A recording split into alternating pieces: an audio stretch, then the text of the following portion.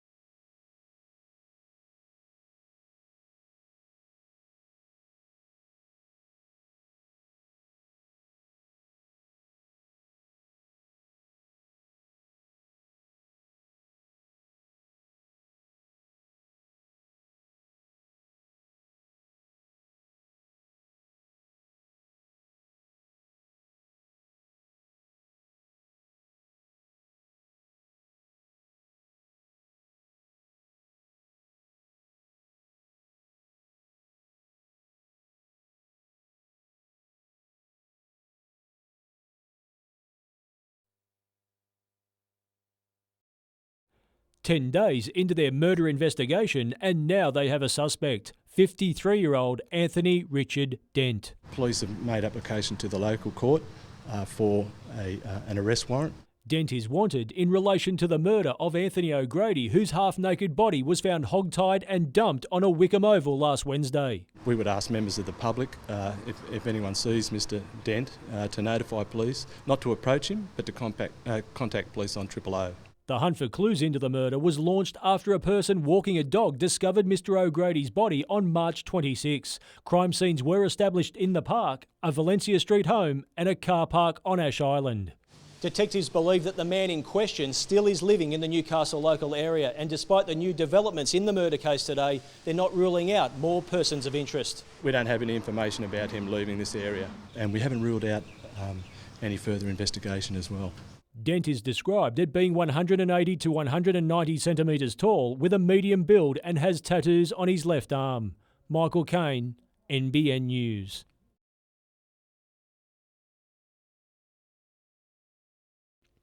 Going, gone. The Newcastle Port Corporation has commenced the demolition of 12 unused buildings at the former Forjax engineering site.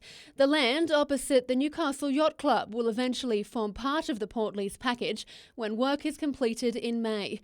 Also at Carrington, asphalt manufacturer Boral renewed its commitment to the region's manufacturing with the reopening of its plant after a $6 million refurb. It really secures a number of jobs in the region and will allow us to contribute to the community by maintaining the roads and building new roads. The opening ends the company's time at its Black Hill site with the land under remediation. It was moved out here. We originally had an asphalt plant here and we decided to upgrade it to improve the efficiency and the safety, and also we had to close our site in Black Hill at the end of the freeway. The reopening also included the gifting of a traditional Swiss cowbell, a symbol for success, from project partner Arman.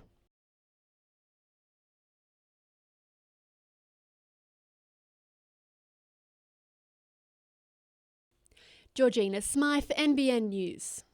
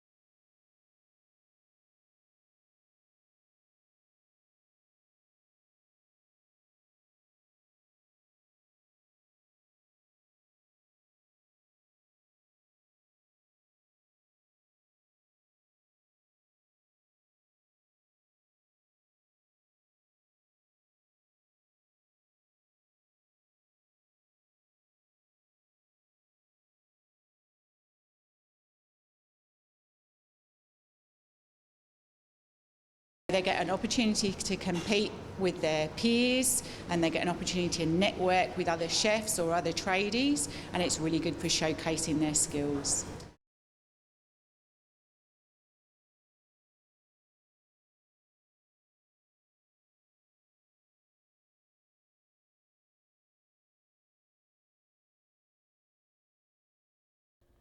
Out of their comfort zone, apprehensive but exhilarated. This is a very different take on grief counselling.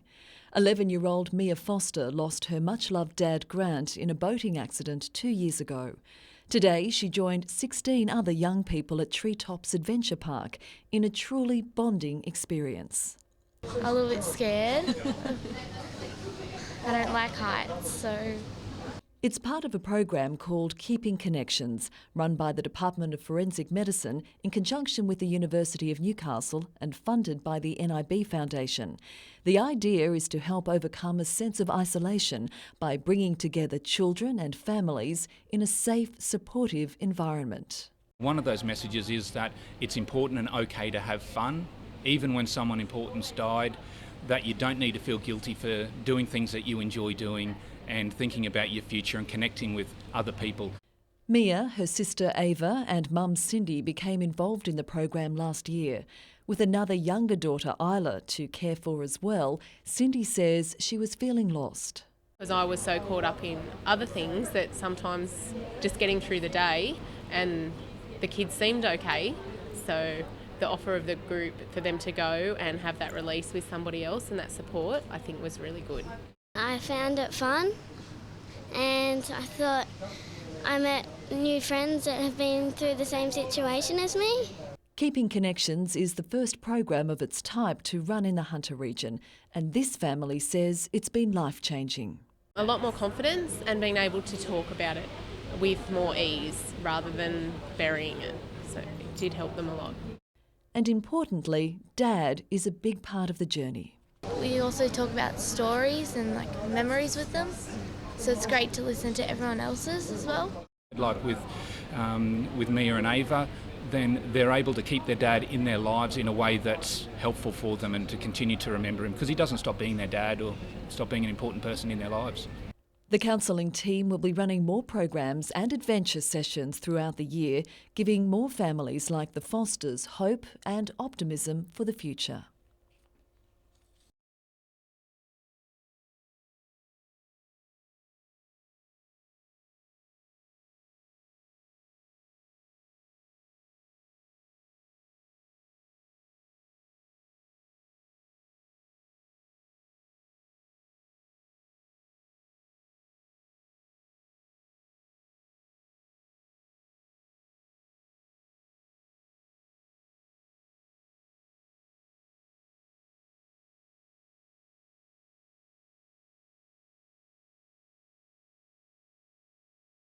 He's had a long and successful career, but the past fortnight has clearly been one of the most difficult for Wayne Bennett.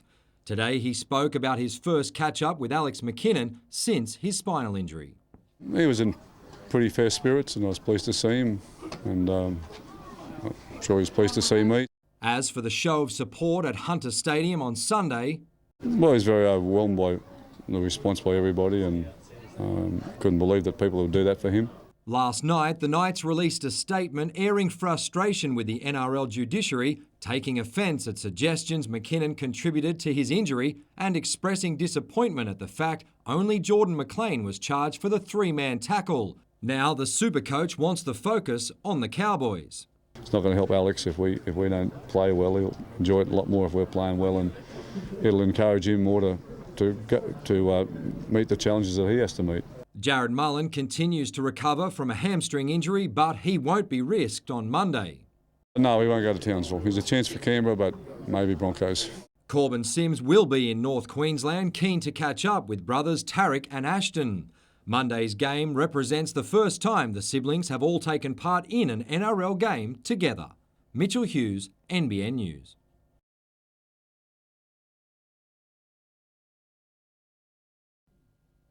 They're the men charged with returning Australia to the top of world rugby. Today, the talk was all about the development of the game in the Hunter. Rugby Australia CEO Bill Pulver admits the pathway from regional areas to the national stage has been lacking in recent years, but the new national championship is a great way to change that. Look, I absolutely think in the very near future we should have a Newcastle team. I mean, we'll in the existing format pretty quickly probably evolve to about 14 teams, and it's quite possible the National Rugby Championship could evolve to 2 divisions. Maitland Blacks junior Nick White is one of the few players from our region currently playing at the highest level. Coach Ewan McKenzie believes a new initiative, which will take the Wallabies to the bush in the build-up to the Bledisloe Cup, will encourage others to follow in his footsteps. We used to hit the regions a bit more. The Wallabies used to get out there amongst it. We used to do our test preparations in the regional areas. This is an initiative now to head back in that direction and start making sure we don't lose that connection. Recently, there's been success in the women's game, with Maitland's Molly Gray selected in the Wallaroo squad for the first time. Her first assignment, a Tri-Nations series in New Zealand in June. So we go over there for a couple of weeks. We play New Zealand and Canada, and then off to France for the World Cup in August. Do you think you'll be nervous, or you're pretty ready now? I'm already nervous. I'm really nervous, but I'm really excited about it. As for the opening round of the NHRU season, defending champions the Waratahs will host Wanderers, Easts travel to the Bay, and the Greens face Beaches. Mitchell Hughes, NBN News.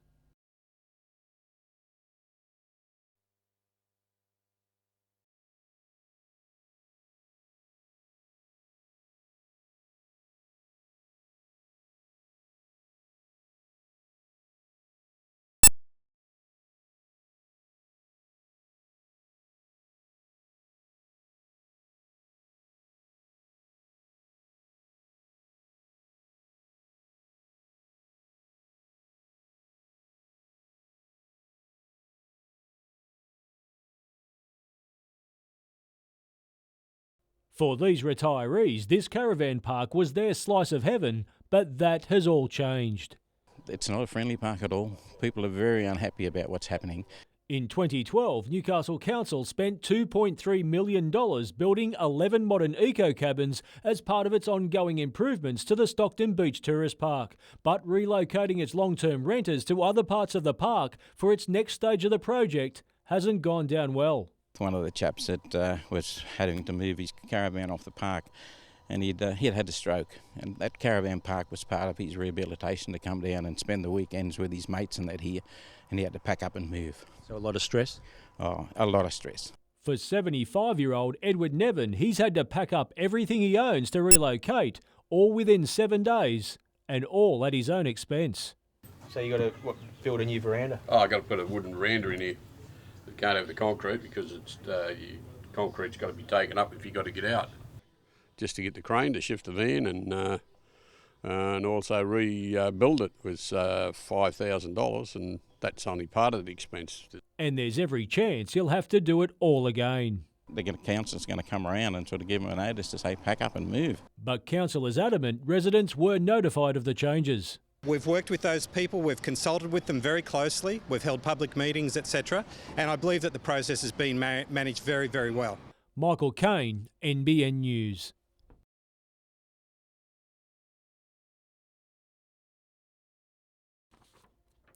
It's the yacht that's had 9 lives. The Goodwind was originally used for training by the German Navy. It's also sailed in 2 Sydney to Hobart races. For the last 25 years, it's been used at a training school in Hawaii, but in 2013 it looked destined to be scrapped. They managed to track down my brother and I and offered it to us for nothing. So we said, all right, we'll do it. So we took a team of folk to Hawaii and rebuilt it and then sailed it home. The Goodwind originally came into the hands of the Future Brothers in the 1970s. Now they're breathing new life into her once again. It's an extensive job. At the moment, the bottom of the boat is being repainted. The entire interior also needs to be refitted. When we brought it back from Hawaii, we only did enough to get us safely home. But it's been a monumental task refitting inside it and bringing it back to as it might have looked like back in the 1920s. As for the future, Frank thinks she's still got plenty of good training years left. We'd like to put it back into a sail training school and take people sailing out on it, maybe out to Lord Howe and up and down the coasts. Vivian von Drainen, NBN News.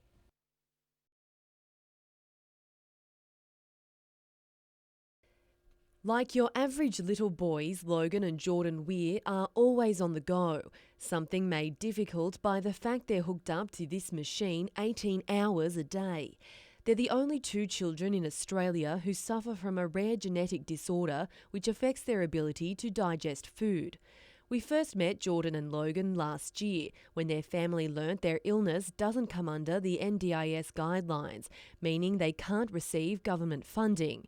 As a result, the community got behind the boys, transforming their backyard. Now they've been chosen to benefit from a charity fun run organised by Planet Fitness.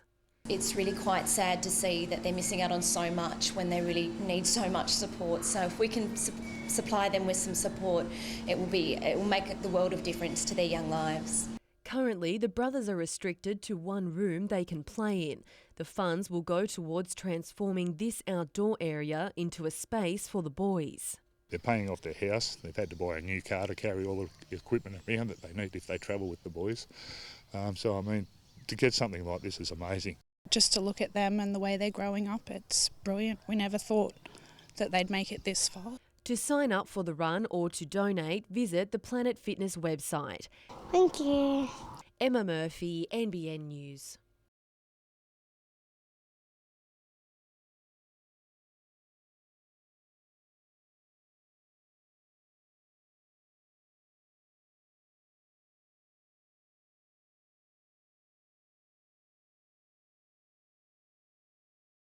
Well, the festival celebrates the written word, whether it's books, poetry, journalism, and it also shines a light on local literature, so local writers.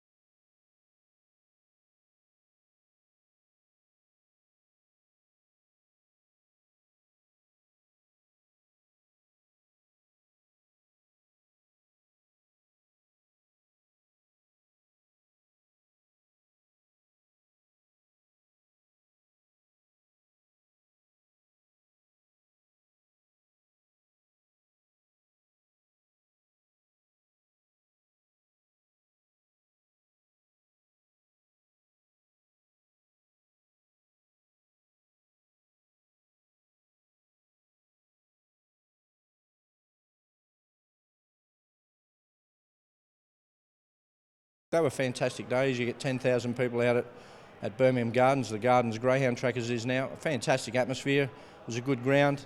Unfortunately, didn't win any silverware, but we had a lot of fun along the way. It was always my ambition, growing up watching KB United and the likes of David Lowe's and Ralphie Mayers, to wear the Newcastle shirt, and I wore it for a record number of times, and it meant a great deal to me. And that's what we're doing now with the Jets. It's just the next chapter in Newcastle football. And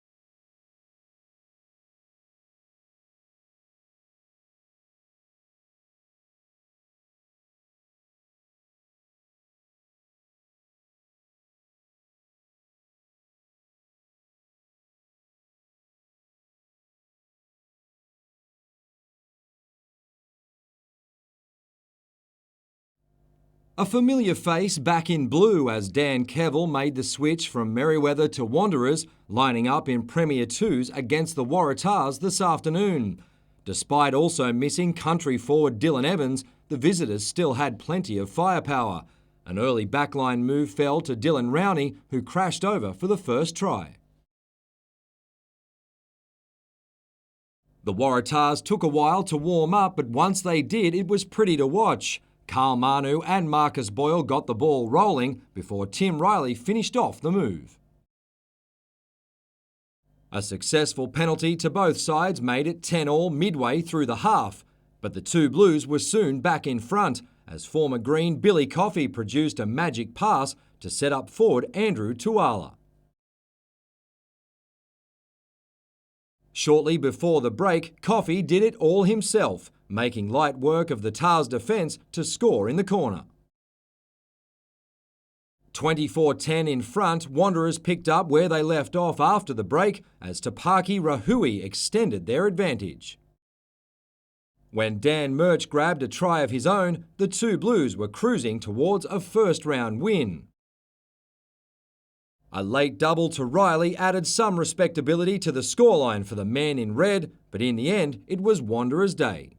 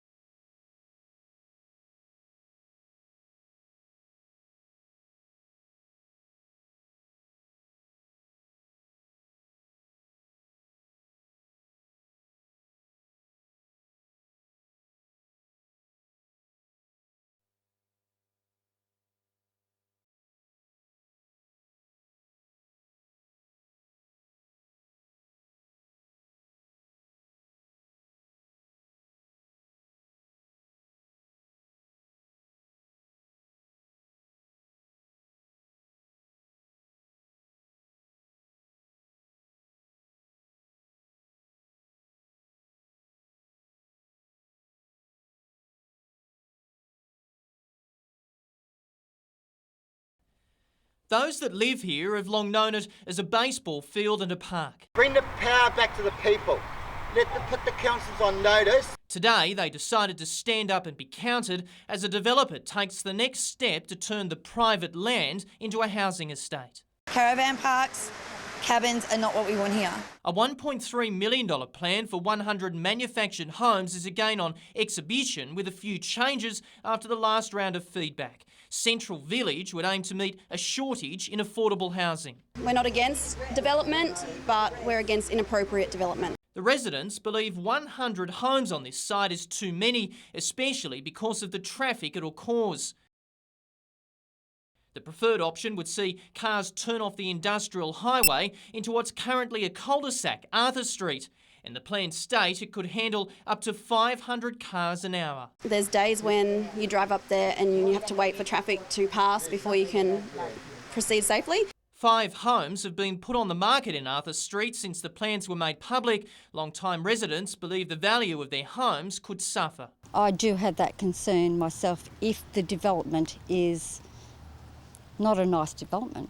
The developer, who was uncontactable today, has previously told NBN it would be a gated estate aimed at over 55s, and the plans comply with the law. It's not what Mayfield is about. We've got people here that are building, renovating, making beautiful houses and changing old houses into nice renovated houses. Nat Wallace, NBN News.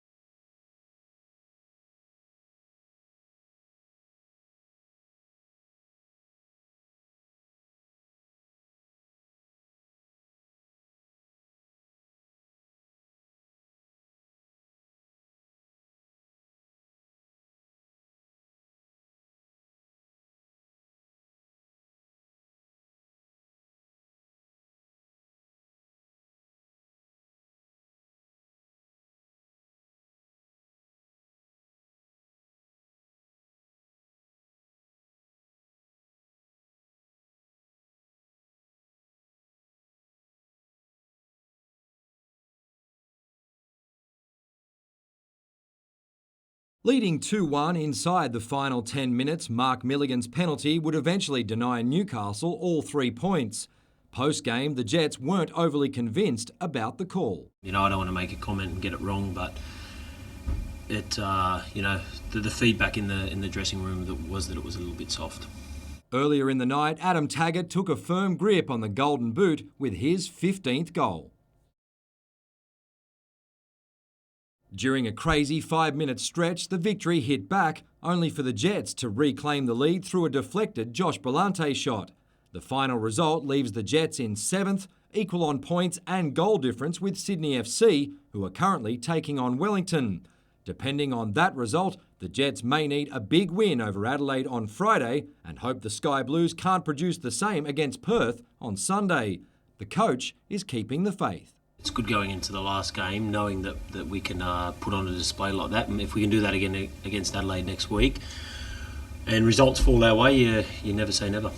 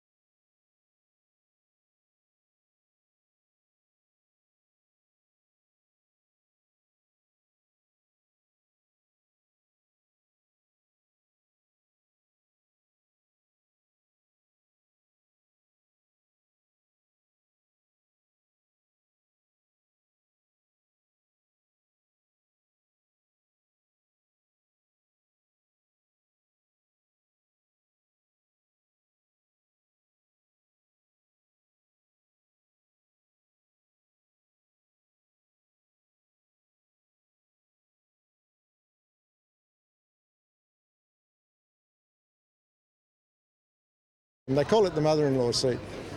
Why is that? Oh, we put her in and shut it up.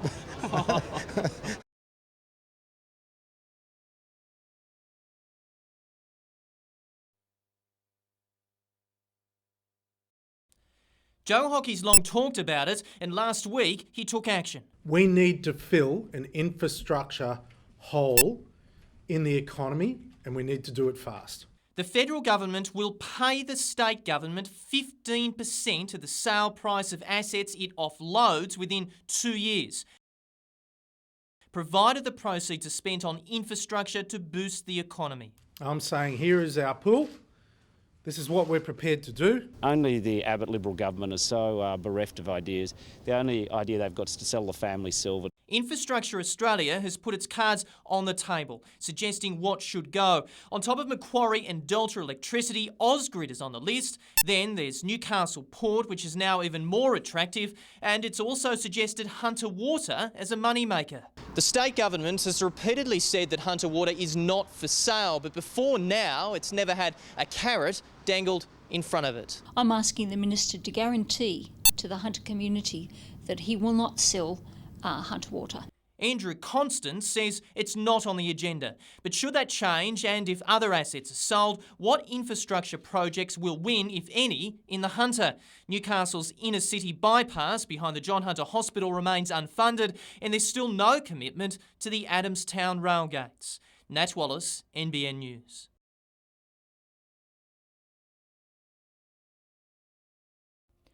It's the little town that could. Bulga, home to just over 300 people deep in the Hunter Valley, has once again won a David and Goliath-style battle with mining giant Rio Tinto, amid fears its planned mine expansion could effectively wipe out the town.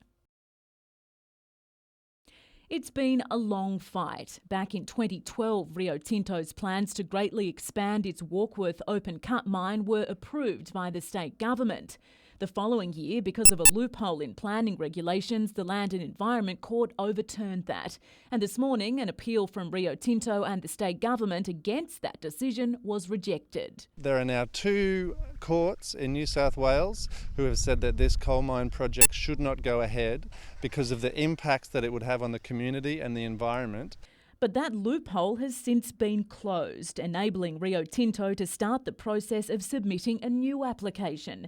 And activists claim the O'Farrell government's new rules are biased. Make it compulsory for an approval authority to prioritise the significance of the coal resource over the impacts on the community.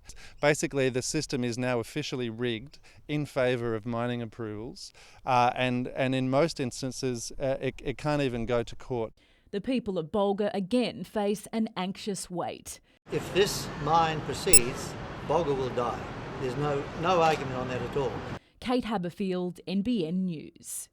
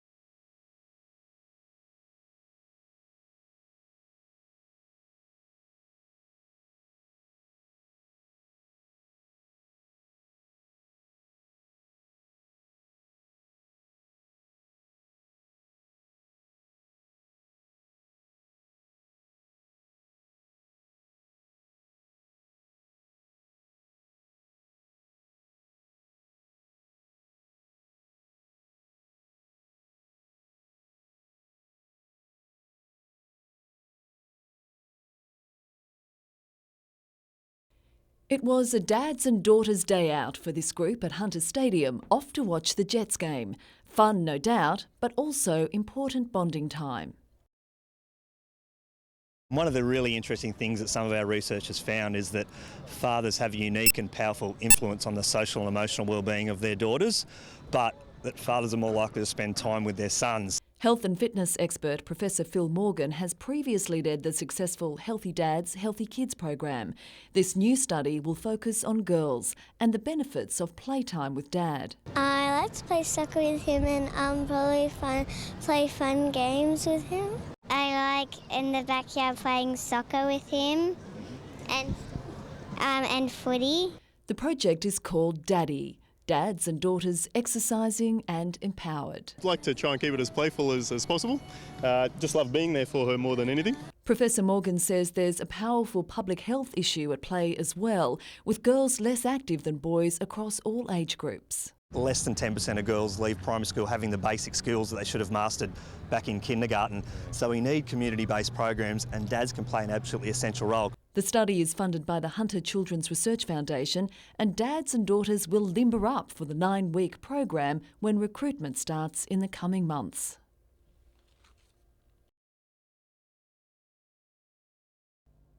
Following Newcastle's 2-2 draw with Melbourne victory, Sydney's win over Wellington left the Jets 3 points outside the top 6. But the mood was still optimistic at training this morning. It's up to us. If we can go and beat Adelaide 2-0, then it's all up to Sydney then, you know. And the way Perth's playing at the minute, you know, they can easily go to Sydney and win. So it's not doom and gloom yet. Coaching staff say recent speculation about team owner Nathan Tinkler reportedly trying to offload the club won't be a factor this week.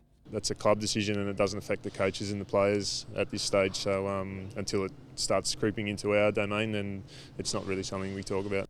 Having earned Man of the Match honours against the Victory, David Carney today confirmed he's negotiating a potential new deal to stay in Newcastle. He admits he'd love at least a few more games alongside the likes of Emile Heskey, Joel Griffiths and Adam Taggart. It is disappointing because if we can keep this sort of quality and go into the finals, I don't think anyone would want to play us at the minute because it's, it's coming together well. Zenon Caravella will miss Friday's clash with his old club due to a knee injury, but Griffiths and Taggart should start despite sitting out today's session. Mitchell Hughes, NBN News.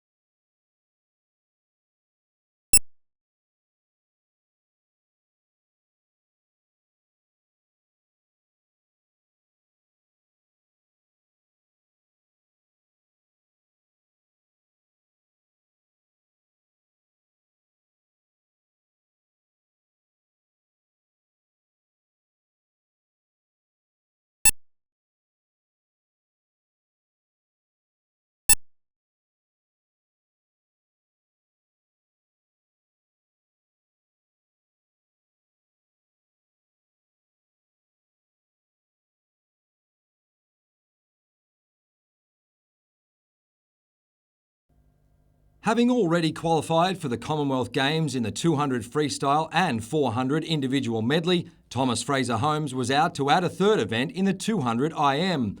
The Novocastrian was third following the butterfly, backstroke and breaststroke, but powered home in the freestyle to set another qualifying time.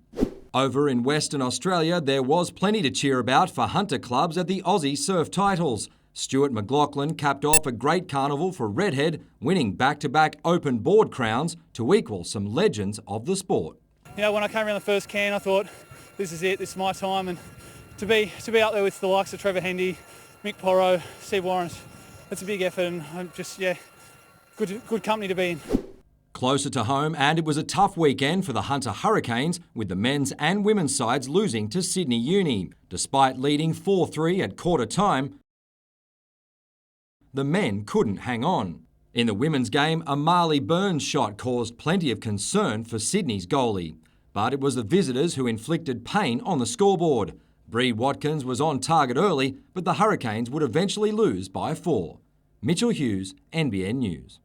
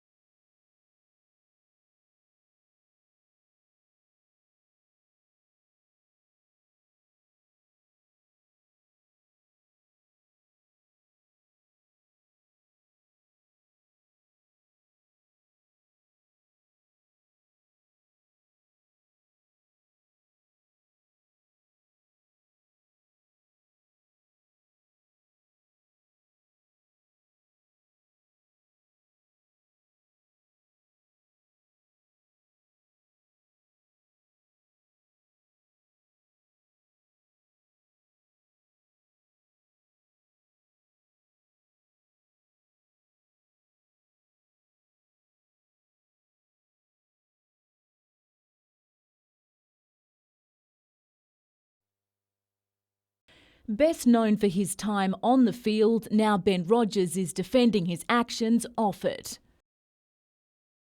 The Knights Community and Charity Support Manager is accused of punching 2 men at this taxi rank outside West's Leagues Club in Newcastle in the early hours of September 1 last year.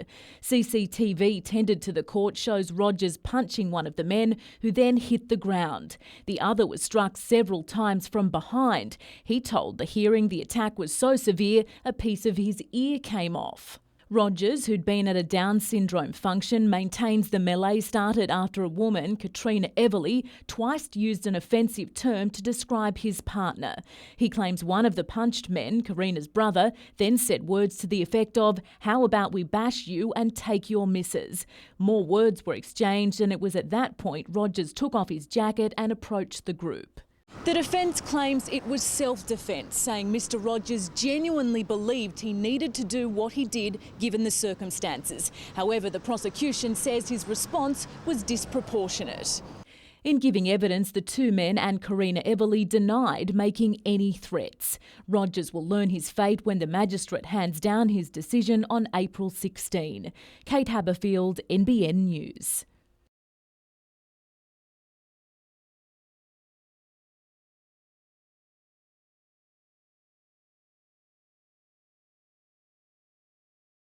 Despite successive legal defeats, Rio Tinto remains determined to extend its Warkworth mine. It'll push ahead with a fresh attempt thanks to changes to planning laws. What we are focused on is securing long-term approvals to protect our business, protect 1,300 employees and contractors' jobs, and we have already announced that we're pushing forward with a new planning application which has a significant change in terms of the offsets and mitigating actions. But while Bulga residents celebrate, yesterday's Court of Appeal rejection has not only frustrated Rio but the Minerals Council. This case is a perfect example of everything that is wrong with the planning system as it stands. It says it's time the state government took responsibility for the approval process. It's left a vacuum where judges and Planning Assessment Commission panels are expected to essentially make it up as they go rather than get some clear direction from the state government. The Singleton Chamber of Commerce and Industry says as long as the Rio expansion hangs in the balance, so too does the future of local business. They're probably the largest mine for including local vendors to be able to provide services to the mine itself. And not only impacting here in the region, but also impacting right through to Newcastle. There's a huge flow-on effect because then you start removing kids out of the schools get downgraded, there's a huge impact, let alone the local businesses in the main street. Christy Reading, NBN News.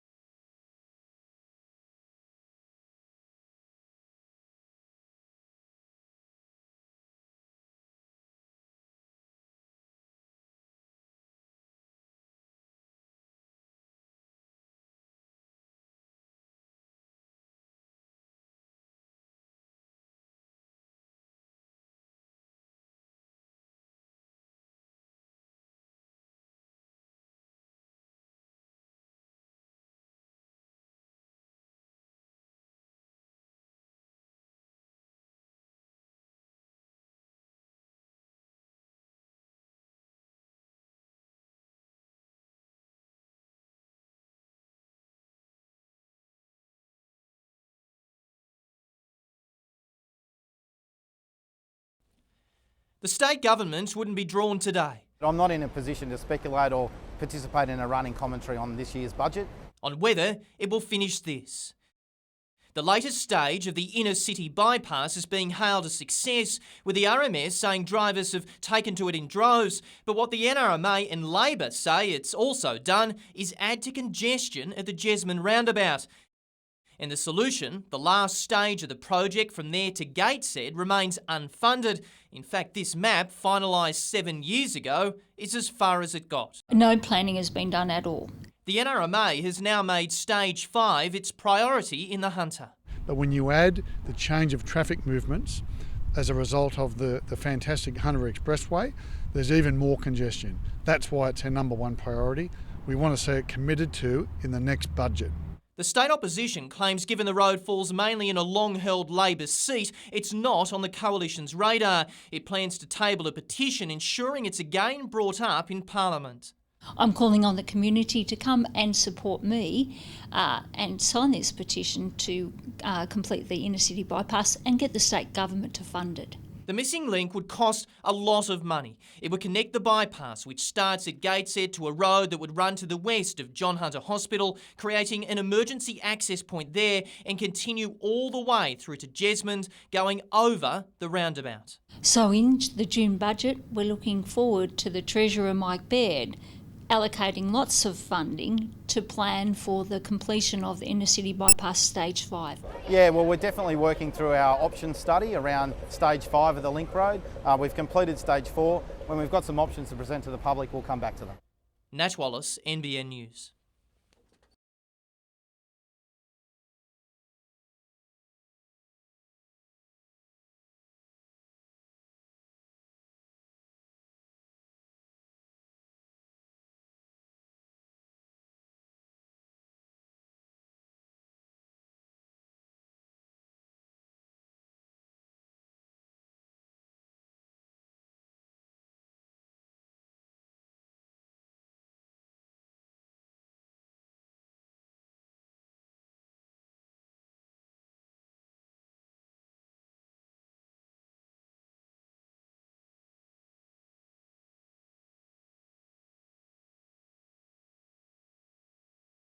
The club wasn't able to do that, so now they've decided to subdivide it into residential lots.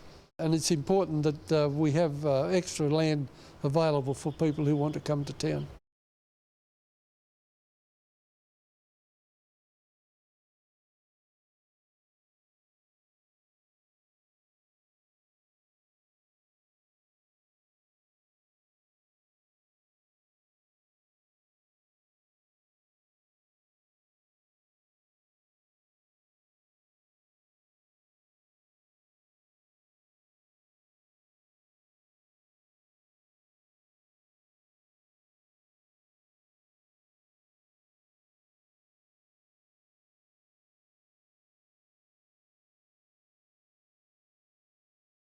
Yeah, I felt it harder last week to get up for the game. This week it just felt, back to footy. Obviously having still Alex in our minds, but I felt a lot better going into the game this week.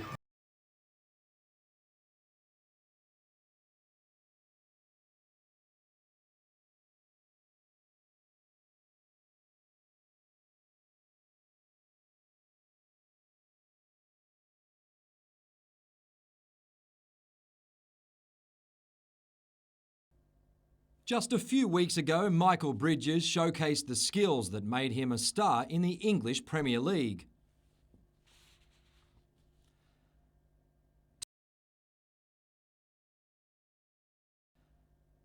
Today, he announced his retirement for a second time, but this time there won't be a comeback. The time's right. I've got my head round it this time. Last time I didn't. I still felt I had unfinished business, and yeah, like I say, there's no time at the present. I've got my head round it, and I'm ready for it.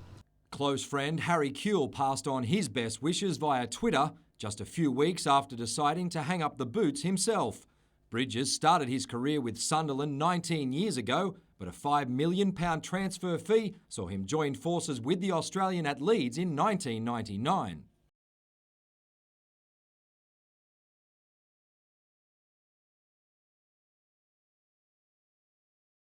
and that's where he enjoyed his greatest success. The highlights: Champions League football, finishing third in the Premier League, Leeds United top scorer, a price tag that was unbeknown to myself and created a lot of pressure, and it was nice to relieve that and give it back to the Leeds fans. The 35-year-old isn't planning on leaving his adopted home in the Hunter. Instead, he's hoping to use his experience and connections in Europe to help the Jets. 20 years of football knowledge in there. I want to do coaching. I love doing the media work, so hopefully we can sort something out. I know the Newcastle Jets want to keep us in some capacity at the football club, so I'll be sitting down and sorting something out with them in the near future. Mitchell Hughes, NBN News.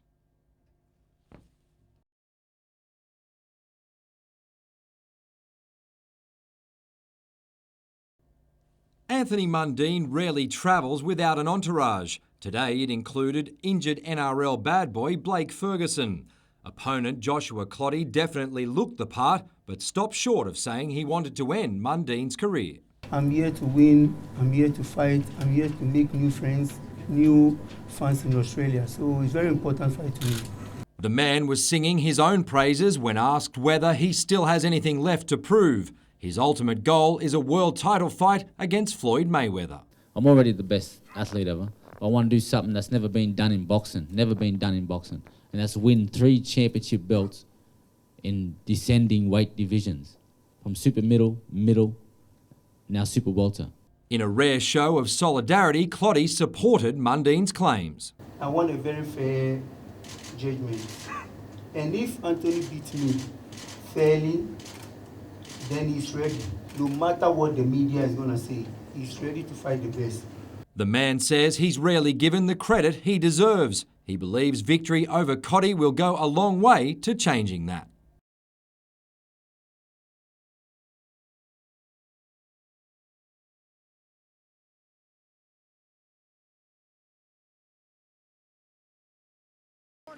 Aaron Royal, who won his World Under-23 title, is going to be back on the podium here. I don't think Dan Wilson's going to have enough. Aaron Royal from Australia loves racing here in Auckland. He will be the bronze medalist today. Wilson and then Bailey. Well,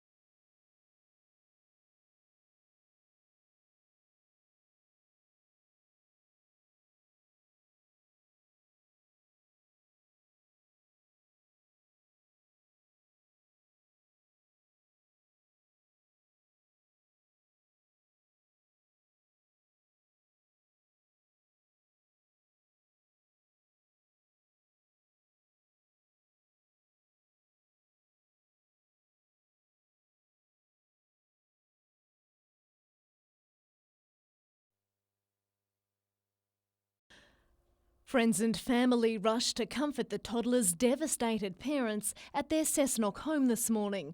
A crime scene was established as detectives and forensic officers tried to piece together the circumstances surrounding the 19-month-old's sudden death. Not a natural death that we're aware of, and certainly we're conducting inquiries to determine what the cause of death was. Paramedics were called to the Cumberland Street home at 3:40 this morning after the little boy was discovered unconscious and not breathing. The parents of the child, both mum and dad, were present at the house. Both mum and dad have been assisting police with our inquiries today. Paramedics rushed the little boy to Cessnock Hospital where they continued efforts to revive him. However, those attempts were unsuccessful and he passed away in the early hours of this morning.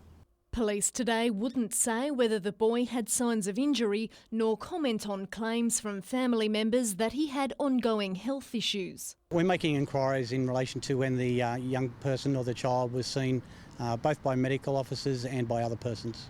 They expect to have more answers into the little boy's tragic death tomorrow. The post-mortem will assist us greatly tomorrow and give us a bit further direction to head with our inquiries. Madeline McKell, NBN News.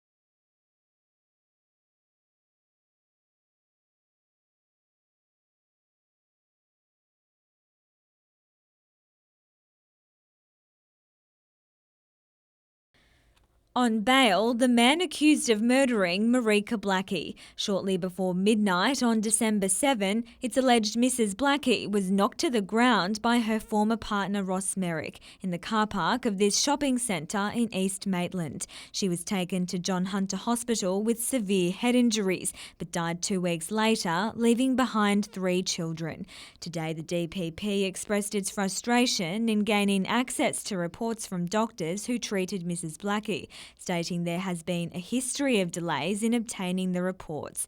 It's now in the process of trying to arrange a conference to determine which expert witnesses might be needed. Magistrate Robert Stone agreed to relax Mr. Merrick's bail conditions. From now on, he'll report to Port Macquarie Police Station 3 times a week, rather than every day. Merrick has also been charged with grievous bodily harm, reckless grievous bodily harm and cause grievous bodily harm to a person with intent. He'll reappear before Newcastle Local Court in May. Vivian von Drainen, NBN News.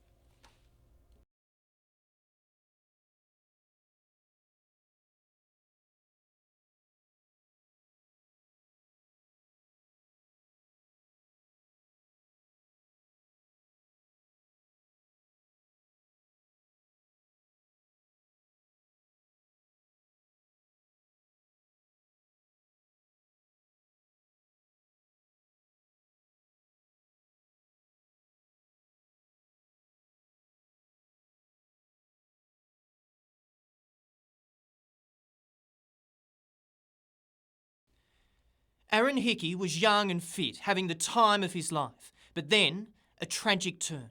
Hit by a train on his way home. You never think this is going to happen to you. You have children and you think everything's going to go up and they'll be fine, but sometimes that doesn't happen. And what happened afterwards would change his family forever. My committed suicide 3 years ago, and I think I would have ended up doing that same thing because it was just too much living in a nursing home. I really felt that I was a bad mother because my son was going to a nursing home.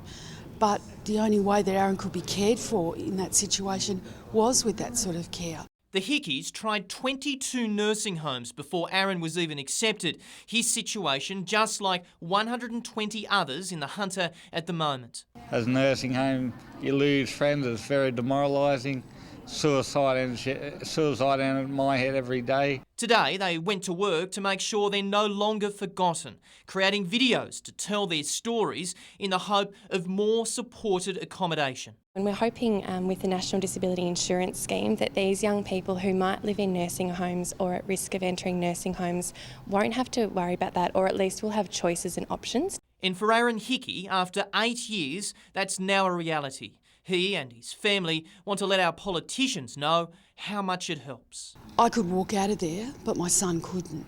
And he always would say to me, "Mum, it's okay. You can walk out. It's all right, Mum. Don't feel guilty when I leave him now." And I know that he's happy, and whereas before he was so unhappy, and that made me very sad. Nat Wallace, NBN News.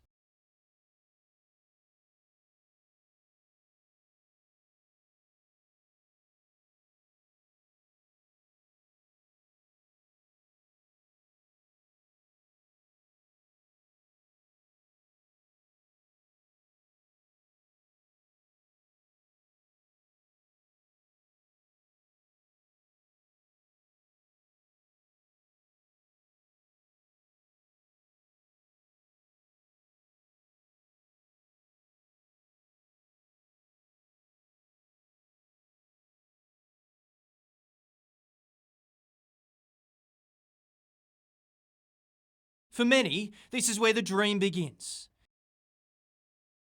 Millions of dollars change hands as a who's who of racing tries to find that next champion. This is a very serious sale. It's taken seriously by people all over the world. So it's great for the Australian economy and not so good for us battling Australian trainers trying to mix it with them. The Australian Easter Yearling Sale is also a place that puts the Hunter Valley front and centre. 12 months of work goes into this, the products of our thoroughbred breeding industry on show over 3 days. And no expense is spared in trying to lure the big bucks. A nice wine with it, it softens the palate and softens the wallet. Coolmore started Jerry's Plain so far has the sale topper, $1.6 million. This colt by Street Cry, based at Scone's Darley stud, went close to that mark today, bought by Dubai ruler Sheikh Mohammed bin Khalifa Al Maktoum.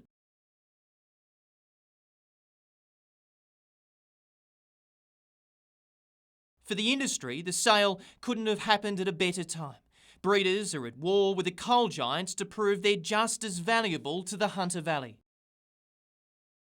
This new media campaign comes as the state government considers a mine expansion that would take coal to the doorstep of the thoroughbred playground. Nat Wallace, NBN News.